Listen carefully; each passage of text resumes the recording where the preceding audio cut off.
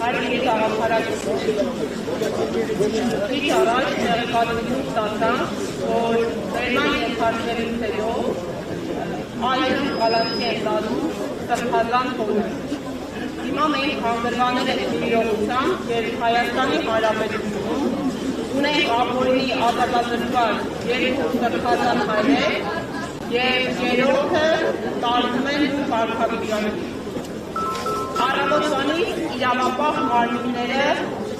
իրականացնում են որոնողություն։ Ինչու ենք հիմա մենք կանգնած այս դատարանի բակում։ Կանգնած ենք այստեղ, որովհետև ապօրինաբար ազատազրկված է Սամվել Կարապետյանը։ Սամվել Կարապետյանը ապօրինաբար ազատազրկված է, որովհետև այնքան խաչություն ու համարձակություն ունեցավ, որ երբ հատեցի կարմիրիցը դիպան եկեղեցուն, նա կանգնեց ի աջակցություն մեր հայկական ինքնությանը և հայ առաքելյան եկեղեցուն։ Հիմա այն ընթացքում, երբ երկու օրեր դատարանի բակում են, և դատարանի բակում են, որովհետև հերթական անգամ երկրորդում են երկարաձգել պարոն Կարապետյանին անազատության մեջ պահելու իրավիճակը, կալանքը, և կալանքը ընդհանրապես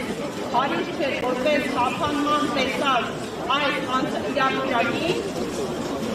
չէ որ մենք իրավական պետությունում խափանման մի շարք հիմնորումներ կան, կա գրավ,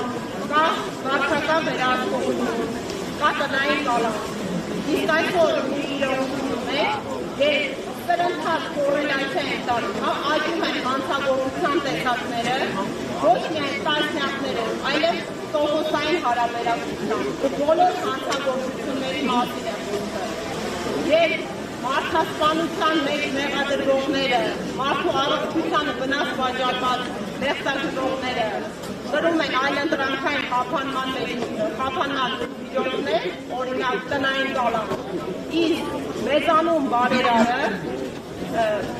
սրբազան հայրերը, զոհված, նահատակված հերոսների ծնողները գտնվում են կալանքի տակ։ Այսօր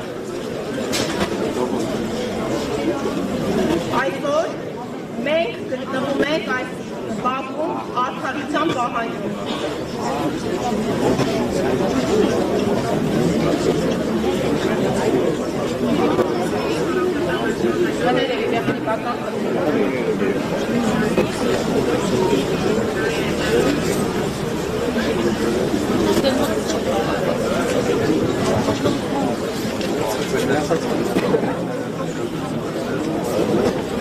Հիմա մենք եկանք են պատճառ հետևանքային կապին,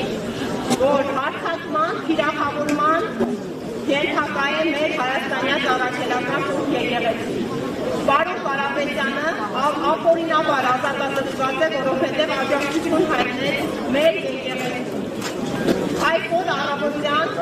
շուրջ 2 օր դարձնելով դատավարությանը զուգահեռ կրկին հարձակման թիրախ դարձավ եկեղեցին և առավոտվանից ապօրինաբար բերման չեն ենթարկվում, առևանգվում են մեր հոգևորականները։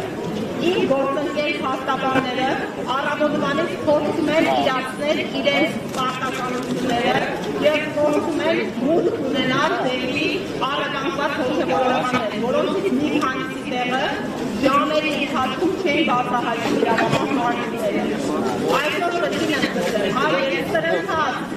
այդ է գրանցում խմրանյութերի շրջանառության բնագավառում, այդում իրականության պայմաններին ուզարկություն են ներում իրականացնել մեր եկեղեցիներում։ Հիմա բոլորիս մոտ հարցակում է առաջանում, որն է մեր կարմիր ծիծը, որն է հայերի կարմիր ծիծը, որովհետև յուրաքանչյուր մարդ այս հարցակումը այսօր իրականության պայմաններին պետք է անում։ Իմ կարմիր ծիծը 2019 թվականին հատվեց և վարչապետի կոչով շրջափակեցին մեր դատարանները։ Դատարանների շրջափակման հետևանքով է, որ այսօր մենք կրկին կանգնած ենք այս դատարանի բակում, որովհետև դատարանների շրջափակման կորուստներով և ստանալով իրավական գնահատական և պատասխանատվություն այդ ապօրինի գործողության համար մեր դատական իշխանությունը այսպիսի անկում ապրել։ Ստեղծվեցին երկակի ստանդարտներ, ընտրողի արդարադատություն և դա է պատճառը, որ իրավունքի գերակայությունը այսքան նահանջել է Հայաստանի Հանրապետությունում։ Եվ դա է պատճառը, որ այսօր տասնյակ քաղաքական բանտարկյալներ կան։ Քիչ առաջ Շուշանայի իրավունքի հեղինակավոր մասնակից պարոն Ամստերդամը խոսեց ընթացքում իրավունքից։ Պարոն Ամստերդամը ըստ էության ևս վերջի հիանալի ակտիվի արդյունքում դարձավ այսօրվա իշխանության թիրախը, քանի որ ըստ նրան նա փորձում է հարձակում գործել Հայաստանի Հանրապետության վրա։ Կրկին մանիպուլացնում է հեղինակավոր իրավաբանի խոսքերը, հեղինակավոր մասնագետի խոսքերը։ Ինչ էր ասում պարոն Ամստերդամը։ Մարդը, որ 45 տարի ունենալով դատական պրակտիկա տարբեր երկրներում, հենց քրիստոնյաների իրավունքների պաշտպանության հարցերում և քաղաքական բանտարկյալների հարցերում ընդգծում է,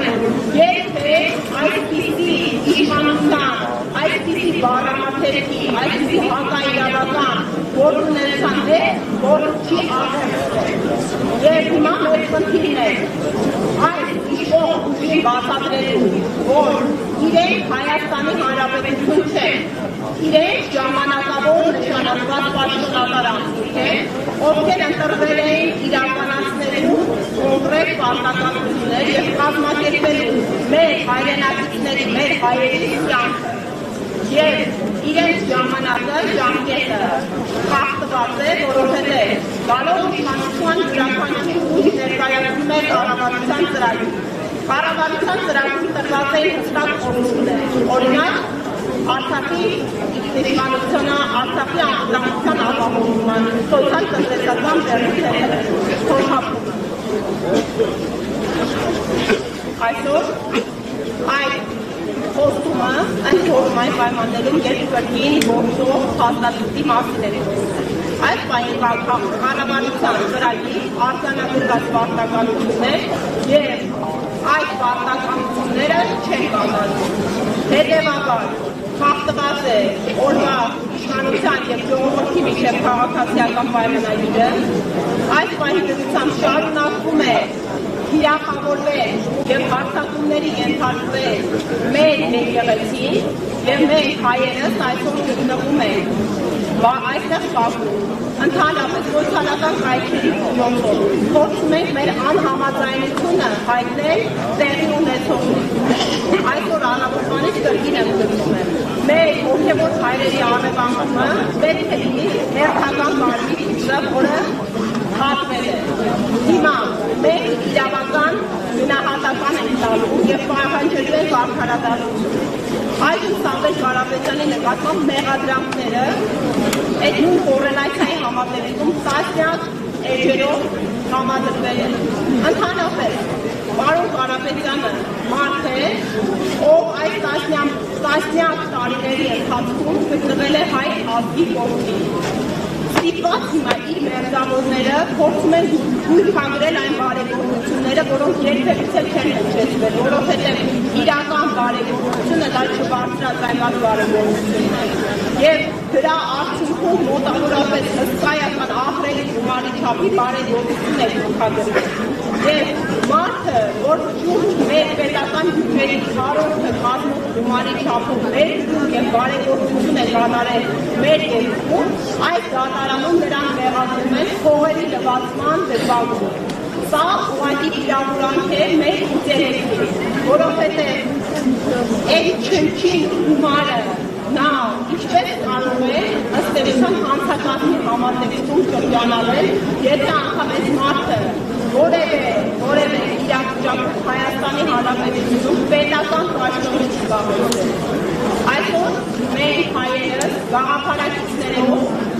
իրավական համայնքով, տարբեր մասնագիտության ներկայացուցիչներով հակակոռուպցիոն դատարանի բակում գտնվում ենք, որտեղ քննվում է Սամվել Կարապետյանի նկատմամբ խափանման միջոցի երկարաձգման հարցը։ Մենք այստեղ ենք ի զորակցություն պարոն Կարապետյանի, ով տասնամյակներով եղել է մեր հայերի կողքին։ Ու կրկին այս կարգավիճակում է հայտնվել մեր հայերի ինքնությունը պաշտպանելու պատճառով։ Հիմա ժամանակն է, որ մենք ևս սատար կանգնենք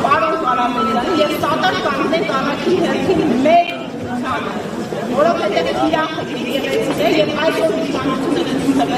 որ իրենք շարունակել են հարձակումները եկեղեցու նկատմամբ։